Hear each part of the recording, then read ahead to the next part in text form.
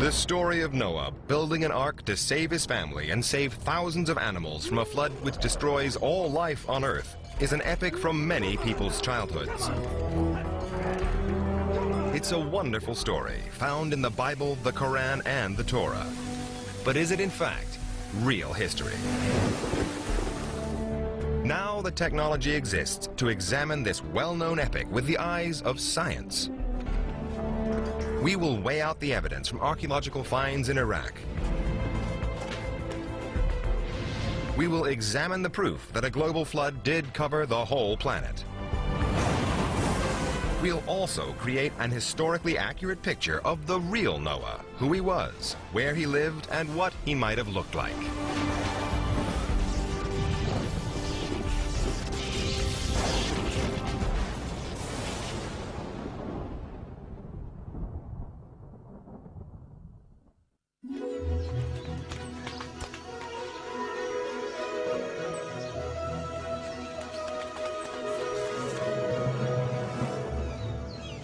The story of Noah is told in the book of Genesis, in the Bible and the Torah.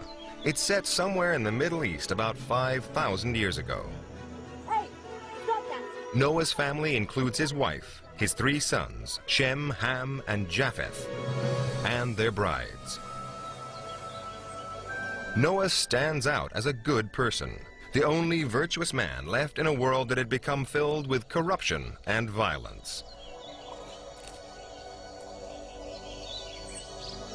He is described as a wine grower, a claim that has an authentic ring to it, as wine was grown in the Middle East as far back as 3000 BC. And this reference also provides a rare insight into Noah's character. After the flood, the Bible says Noah planted the first vineyard. But it also tells us that Noah had a weakness. Having made the first wine, the story goes that Noah drank too much of it. In fact, one night, this holy man collapses naked and drunk.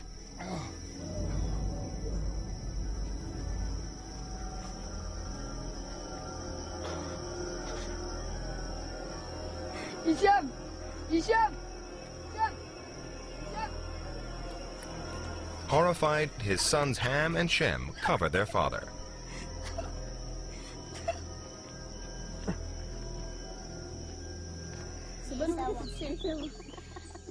In the morning, Noah is embarrassed and perhaps suffering the first ever hangover. He curses the sons who saw him naked.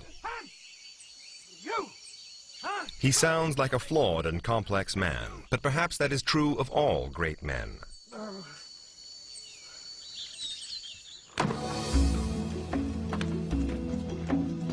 But Noah was probably a very reliable man because God gives him a very big mission. The story goes that God warned Noah in a dream that he was going to punish humanity for its sins with a flood that would cover the whole earth. To save Noah and his family, God told him to build a boat of wood and to line it with pitch inside and out. He also ordered Noah to give the ark 3 decks, a roof, and a door. But the most surprising of God's instructions was the sheer size of the ark. The Bible spells it out in cubits. Traditionally, a cubit was the length of a man's forearm, about 1.5 feet. The Bible says Noah built an ark 300 cubits long and 30 cubits wide by 30 high. That's almost as big as modern supertankers and cruise liners like Titanic.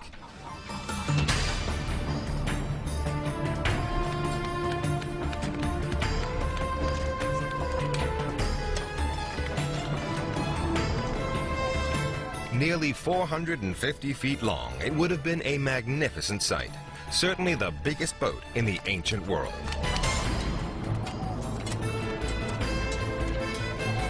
Quite an achievement for an ordinary man. Now, the Bible assumes it was possible to build this monster vessel out of wood alone. It's a pretty big assumption.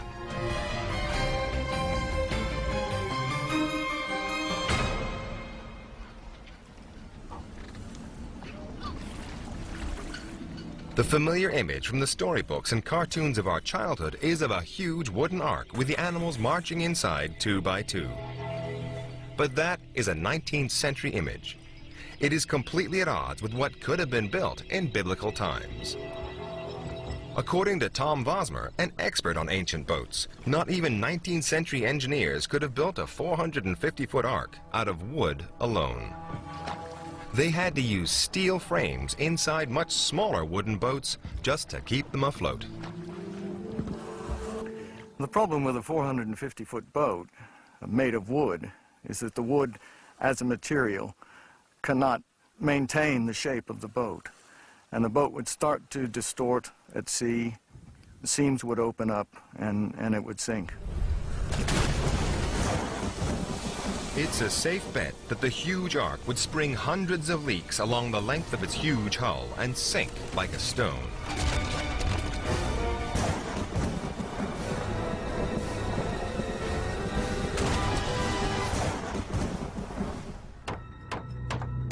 That's not to say Noah didn't build an ark. It's just that it would have been much smaller. Then there's another problem. How could he cram 2 of every different kind of animal into the ark?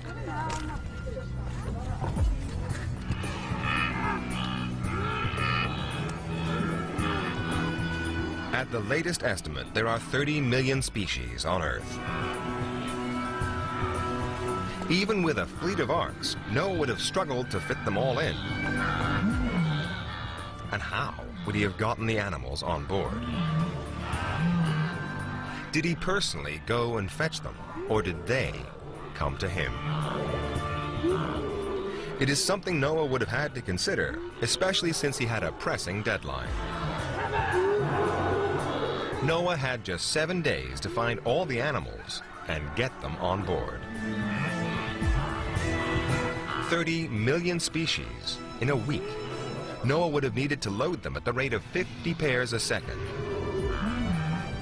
But if one assumes a more realistic loading rate, then it would have taken Noah at least 30 years.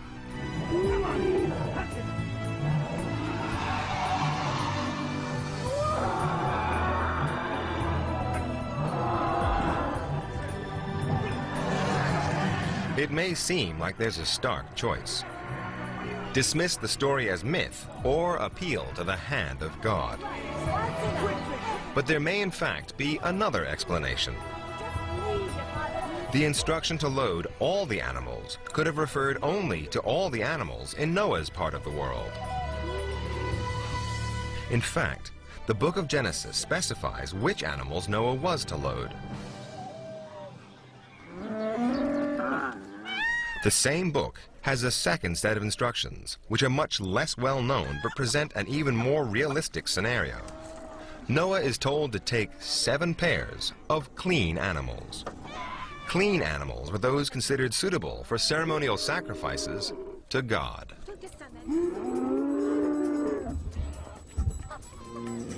The books of Leviticus and Deuteronomy specify 10 such species, including several types of sheep, antelopes, plus cattle, goats, and deer. 7 pairs of 10 species. That's 140 animals. Then Noah is directed to take a pair of each impure animal and bird. Again, the books of Leviticus and Deuteronomy list 30 or more. They include the pig, the hare, the lizard, the snail, and so on. That's a further 60 animals. Then finally, Noah is told to load 7 pairs of the clean birds, like doves, ducks, and cockerels. Adding all that up, Noah had 260 animals. That's child's play compared to 30 million. Especially if you discount the elephants, kangaroos, and reluctant camels.